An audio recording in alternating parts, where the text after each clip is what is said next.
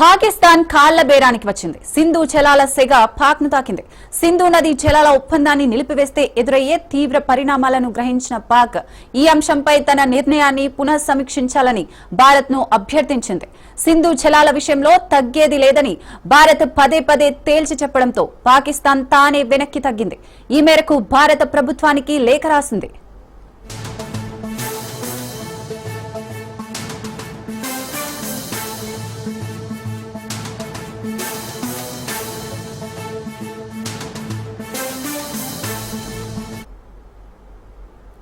సింధు నది జలాలను భారత్ నిలిపివేస్తే తమ దేశంలో తీవ్రమైన దుర్భిక్ష పరిస్థితులు తలెత్తుతాయని ఆందోళన వ్యక్తం చేసింది. ఈ సున్నితమైన అంశంపై చర్చలు జరిపేందుకు పాకిస్తాన్ సిద్ధంగా ఉందని ఆ లేఖలో తెలిపింది.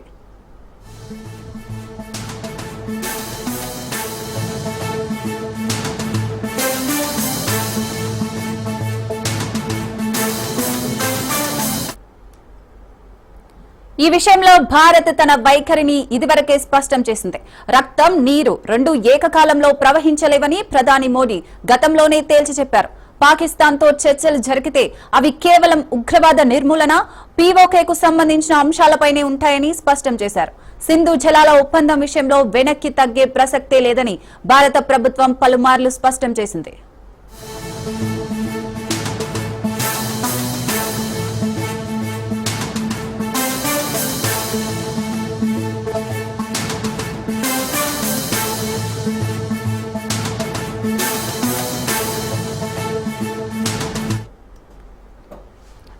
పాకిస్తాన్ కాళ్ల బేరానికి వచ్చింది. సింధు జలాల సెగ పాక్ ని తాకింది. సింధు నది జలాల ఒప్పందాన్ని నిలిపివేస్తే ఎదురయ్యే తీవ్ర పరిణామాలను గ్రహించిన పాక్ ఈ అంశంపై తన నిర్ణయాన్ని పునఃసమీక్షించాలని భారత్ ను అభ్యర్థించింది. సింధు జలాల విషయంలో తగ్గేది లేదని భారత్ పదే పదే తేల్చి చెప్పడంతో పాకిస్తాన్ తానే వెనక్కి తగ్గింది. ఈ మేరకు భారత ప్రభుత్వానికి లేఖ రాసింది.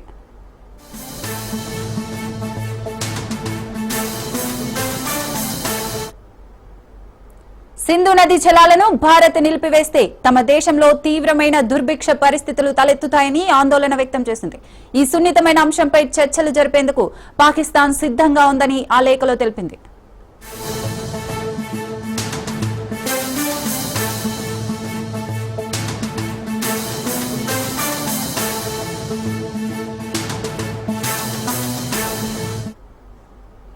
ఈ విషయంలో భారత్ తన వైఖరిని ఇదివరకే స్పష్టం చేసింది. రక్తం, నీరు రెండు ఏకకాలంలో ప్రవహించలేవని ప్రధాని మోడీ గతంలోనే తేల్చి చెప్పారు. పాకిస్తాన్తో చర్చలు జరిగితే అవి కేవలం ఉగ్రవాద నిర్మూలన, పీఓకేకు సంబంధించిన అంశాలపైనే ఉంటాయని స్పష్టం చేశారు. సింధు జలాల ఒప్పందం విషయంలో వెనక్కి తగ్గే ప్రసక్తే లేదని భారత ప్రభుత్వం పలుమార్లు స్పష్టం చేసింది.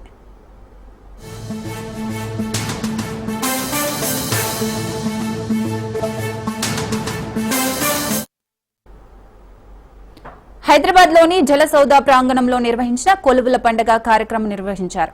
నీటిపారుదల శాఖలో కొత్తగా ఎంపికైన ఏఈ, జేటీఓలకు సీఎం రేవంత్ రెడ్డి నియామక పత్రాలను అందజేశారు. నీటిపారుదల ప్రాజెక్టుల నిర్మాణంలో నాణ్యత విషయంలో ఇంజనీర్లు ఎటువంటి ఒత్తిళ్లకు తలొగ్గొద్దని సీఎం రేవంత్ రెడ్డి స్పష్టం చేశారు.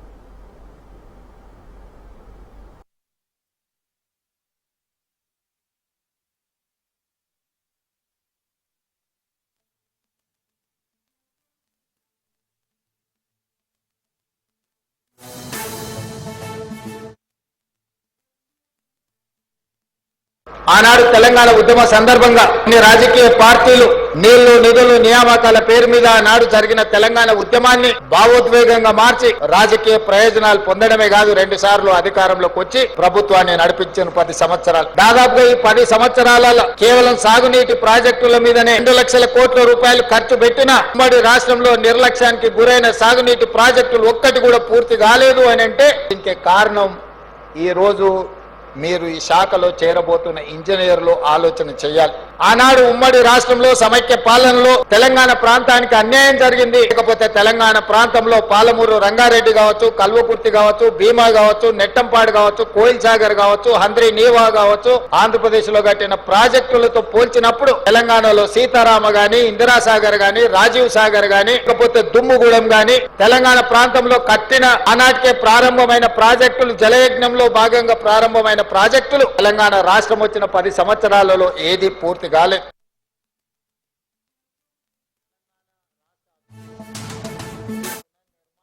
భాగస్వాములు కాబోతున్న మీ అందరికీ మనస్ఫూర్తిగా అభినందనలు తెలియజేస్తున్నాను. మీరు చేరబోతున్న ఉద్యోగం ప్రభుత్వ ఉద్యోగం కాదు, ఇది ప్రజల యొక్క భావోద్వేగం. నీళ్లు నాగరికతను నేర్పుతాయి. నీళ్లు తెలంగాణ ఉద్యమాన్ని మనకు నేర్పినాయి. ఏ నీళ్ల కోసం అయితే పోరాటం మొదలైందో ఆ నీళ్లే ఈ రోజు మనకు తెలంగాణ రాష్ట్రాన్ని సాధించి పెట్టింది. ఈ భావోద్వేగానికి మీరే ప్రతీకలు, మీరే ప్రతినిధులు అని చెప్పి తెలంగాణ రాష్ట్ర ముఖ్యమంత్రిగా నేను బలంగా విశ్వసిస్తున్నాను. ఈ రోజు తెలంగాణ రైతాంగం గురించి నేను ప్రత్యేకంగా చెప్పాల్సిన పని లేదు. వ్యవసాయ కుటుంబంలో నుంచి వచ్చిన వాళ్ళే 90% ఈ రోజు. ట్విట్టర్లో రాహుల్ గాంధీకి కేటీఆర్ ప్రశ్నలు సంధించారు. తెలంగాణ సర్కార్ అమానవీయ చర్యలపై సమాధానం చెప్పాలన్నారు కేటీఆర్.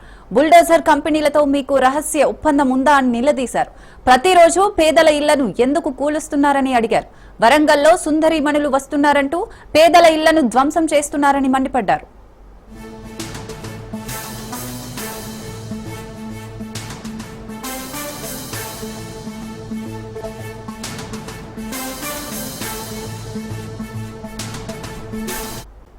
రైతన్నల గోసలపై హరీష్ రావు ట్వీట్ చేశారు. తక్షణమే రాష్ట్ర ప్రభుత్వం రైతన్నల ధాన్యాన్ని కొనుగోలు చేయాలని డిమాండ్ చేశారు.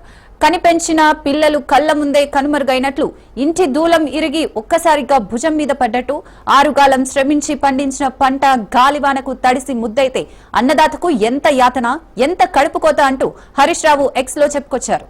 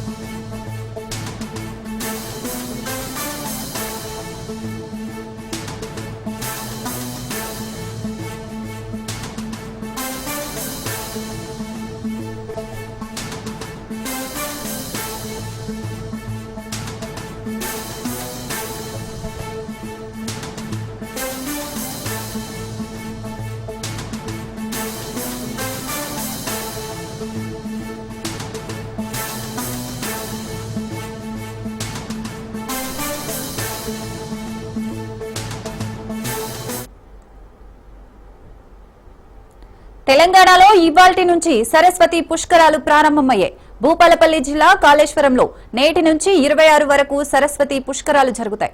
ఇందుకోసం రాష్ట్ర ప్రభుత్వం అన్ని ఏర్పాట్లు చేసింది. పుష్కరాలకు రోజుకు 1,00,000 మంది వస్తారని అధికారులు అంచనా వేశారు. ఏర్పాట్లలో భాగంగా 35 కోట్లతో శాశ్వత నిర్మాణాలు చేపట్టారు. కాళేశ్వరంలో 15 అడుగుల సరస్వతి విగ్రహాన్ని ఏర్పాటు చేశారు. సంగమేశ్వర మహాదేవ సర్వకామఫలప్రదాతీర్థరాజ నమస్తుభ్యం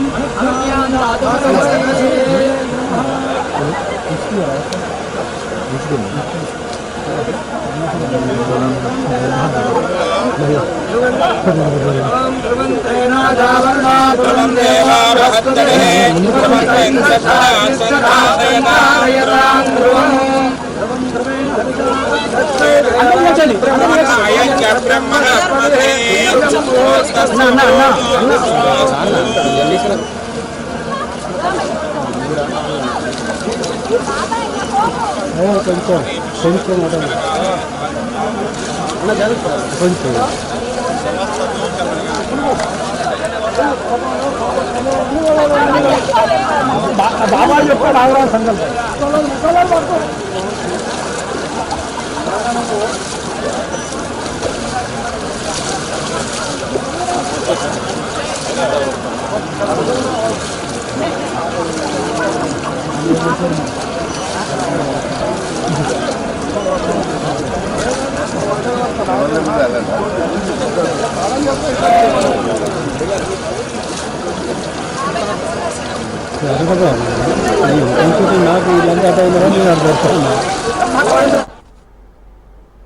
రైట్. అయితే ఇవాళ సాయంత్రం సీఎం దంపతులు కాళేశ్వరం వెళ్లనున్నట్లు తెలుస్తోంది. పుష్కరాల ప్రారంభోత్సవానికి సీఎం రేవంత్ రెడ్డి హాజరు కానున్నారు. సరస్వతి ఘాట్ ను ముఖ్యమంత్రి ప్రారంభించనున్నారు. సరస్వతి పుష్కర ఘాట్ లో రేవంత్ ఫ్యామిలీ పుణ్యస్నానం ఆచరించనుంది. అనంతరం కాళేశ్వర స్వామిని సీఎం దంపతులు దర్శించుకోనున్నారు. 10 అడుగుల సరస్వతి మాత విగ్రహం ఆవిష్కరించనున్నారు. 86 వసతి గృహాలను ప్రారంభిస్తారు. గంగా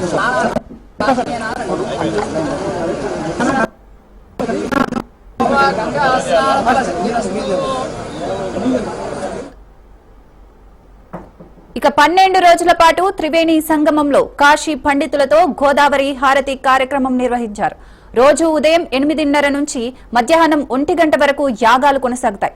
రోజు సాయంత్రం 6:45 నుంచి 7:35 వరకు నవరత్నమాల హారతి ఇస్తారు.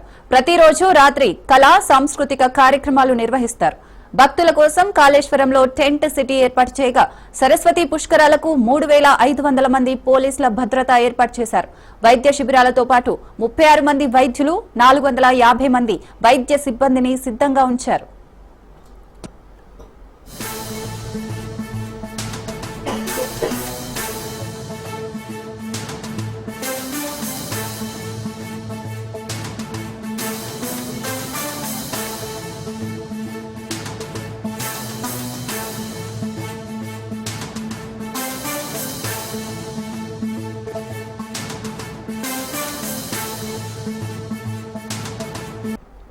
రాష్ట్ర గవర్నర్ జిష్ణుదేవ్ వర్మను మంత్రి పొంగులేటి మర్యాదపూర్వకంగా కలిశారు.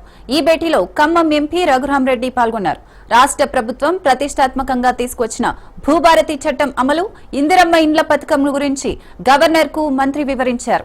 ఈ ఏడాది ప్రతి నియోజకవర్గానికి 3,500 చొప్పున రాష్ట్ర వ్యాప్తంగా 4.50 లక్షల ఇండ్లను మంజూరు చేస్తున్నామని చెప్పారు.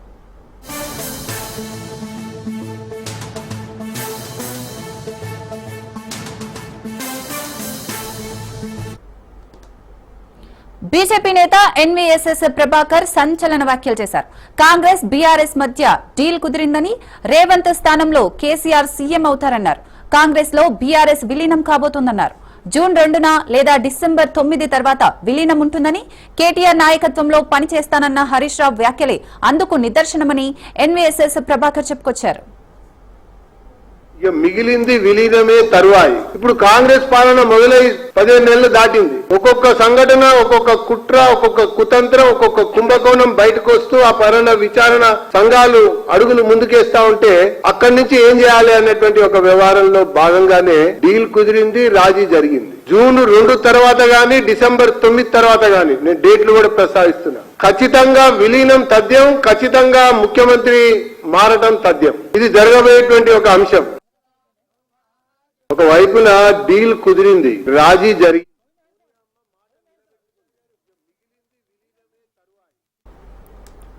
బీజేపీ నేత ఎన్వీఎస్ఎస్ ప్రభాకర్ పై కాంగ్రెస్ ఎమ్మెల్సీ అద్దంకి దయాకర్ ఫైర్ అయ్యారు. బీజేపీ నాయకులకు మెదడు మోకాలలో ఉందని విమర్శించారు. బీజేపీ వాళ్ళ బుద్ధిలో మార్పు రావడం లేదన్నారు. బీఆర్ఎస్ లో కాంగ్రెస్ ఎందుకు విలీనమవుతుందని ప్రశ్నించారు. బీజేపీ బీఆర్ఎస్ డిఎన్ఏ ఒక్కటేనని అన్నారు. మామూలుగా మేమేమనుకుంటామంటే బీజేపీ వాళ్ళకు మోకాళ్ళ కాడ మైండ్ ఉంటది అనుకుంటాం. అది మోకాళ్ళల్లో కూడా లేదు, అరికాళ్ళలో పడిపోయిందని తెలుస్తుంది. ఒక రోజున కిషన్ రెడ్డి అయితే, ఇంకో రోజున బండి సంజయ్ అయితే, మరొక రోజున ఈటెల రాజేందర్ అయితే, ఇంకో రోజున ఎన్వీఎస్ఎస్ ప్రభాకర్ అవుతాడు. ముఖాలు మారుతాయి తప్పితే వాళ్ళ బుద్ధిలో మార్పు అయితే రాదు.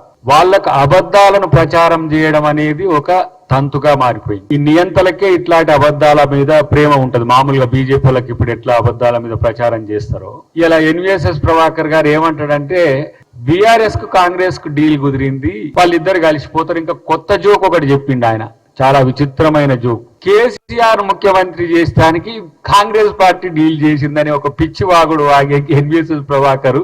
ఏ గ్రూప్ నాయన నువ్వు?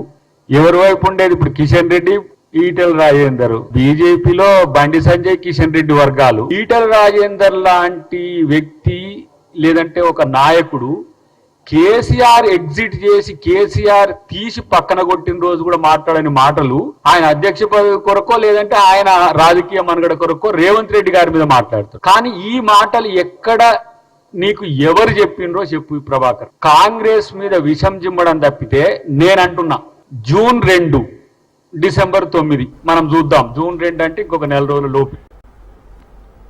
రాజన్న సిరిసిల్ల జిల్లా వేములవాడ రాజన్న ఆలయ అభివృద్ధిపై ఎలాంటి అపోహలకు తావులేదని స్పష్టం చేశారు ఎమ్మెల్యే ప్రభుత్వ విప్ ఆది శ్రీనివాస్. అందరి సూచనలు, సలహాల మేరకే అభివృద్ధి చేస్తామన్నారు ఆయన.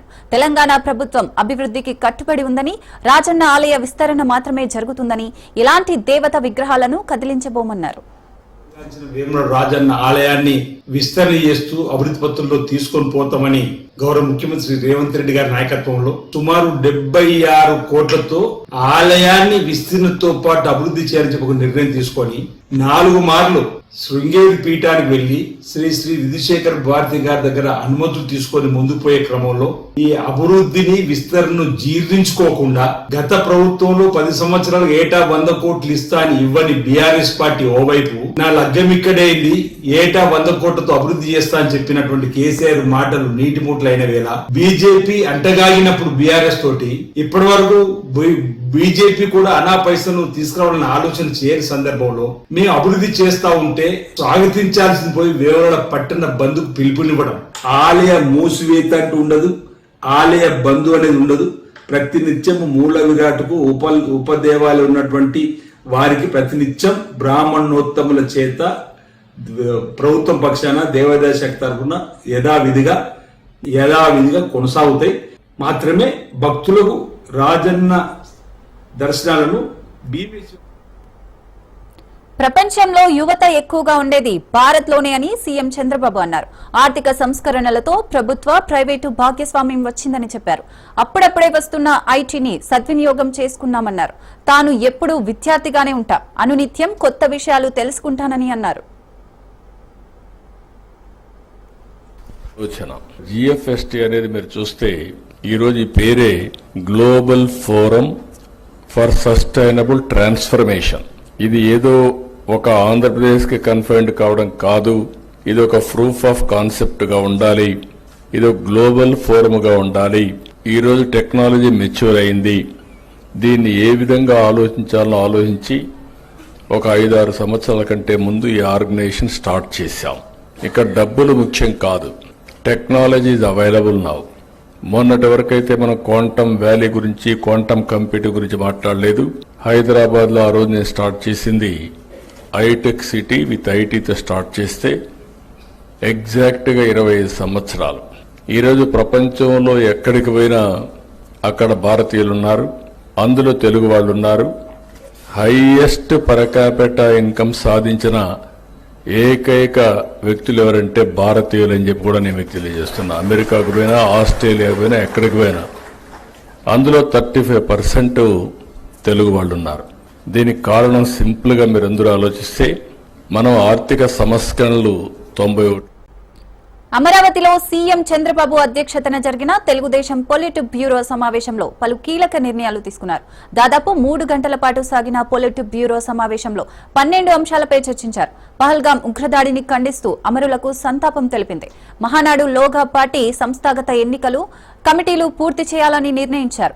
మే 27, 28, 29న 3 రోజుల పాటు కడపలో మహానాడు నిర్వహణకు పొలిట్ బ్యూరో నిర్ణయం తీసుకున్నట్లు మంత్రి అచ్చెన్నాయుడు తెలిపారు. పహల్గాం ఉగ్ర దాడిలో అమరులైన వారికి సంఘీభావంగా ఈ నెల 16, 17, 18న తిరంగ ర్యాలీలు నిర్వహించాలని పొలిట్ బ్యూరో నిర్ణయం తీసుకుందన్నారు. మనం ఇవ్వాలి 2014-19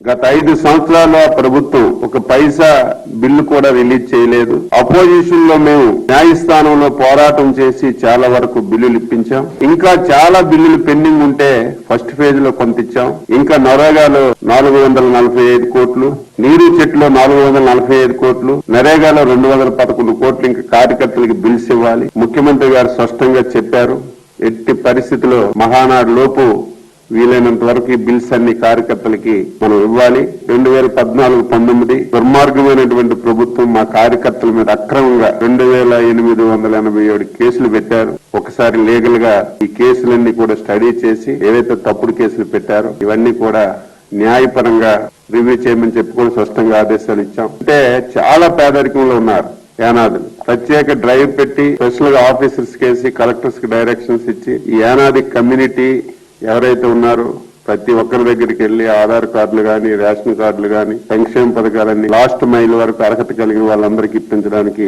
ఒక స్పెషల్ డ్రైవ్ పొలిట్ బ్యూరో నిర్ణయం చేసి కలెక్టర్లకు కూడా ఆదేశాలు ఇచ్చామని చెప్పి ఒకే ఒక యాప్ మై టీడీపీ జాతీయ పార్టీ అధ్యక్షుల నుంచి కార్యకర్త వరకు ప్రతి ఒక్కరికి ఆ యాప్ అందుబాటులోకి తీసుకొస్తాం. జిల్లాలో జిల్లా మంత్రి నాయకత్వం ఉంటారు, అక్కడ సైట్లు సెలెక్ట్ చేసి కన్స్ట్రక్షన్ అంతా చేసి ఎట్టి పరిస్థితుల్లో 1 year లో 26 జిల్లాలకి 26 కేంద్రాలయాలు కార్యాలయాలు కట్టాలని నిర్ణయం చేశాం. ఈ విషయం కూడా మీరు విజయవాడ బీజేపీ రాష్ట్ర కార్యాలయంలో జరిగిన కిసాన్ మోర్చా సమావేశం నిర్వహించారు.